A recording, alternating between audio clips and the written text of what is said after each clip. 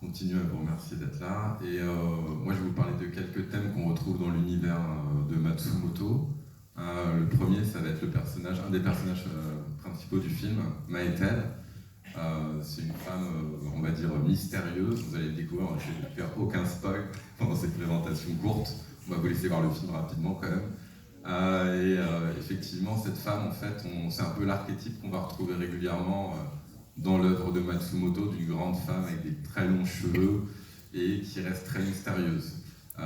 Son nom, en fait, pourrait venir de l'origine de Maetel, ça pourrait être mater en latin, donc mère, et ça peut être la prononciation japonaise de mater, Maetel. Et on va la retrouver dans cette œuvre-là et dans d'autres œuvres de Leiji Matsumoto.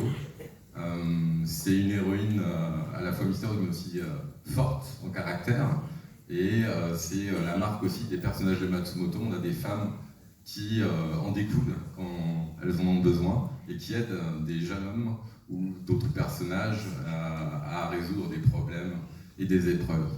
Un des autres thèmes forts que vous allez pouvoir découvrir pendant le film, qui est cher à Matsumoto, c'est la partie machine et le dilemme entre l'homme et la machine. Il a à la fois une vision, on va dire, assez...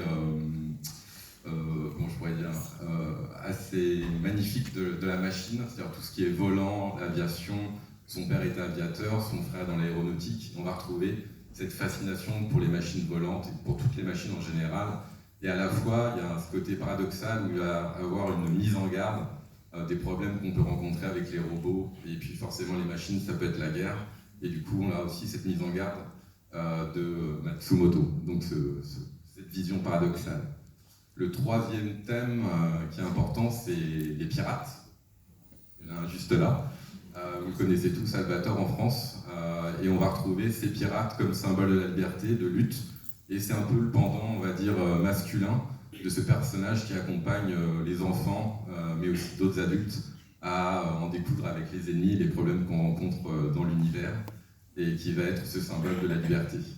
Et puis, je vais peut-être te laisser parler, puisque je l'ai lu dans ton livre, du voyage de Matsumoto vers Tokyo.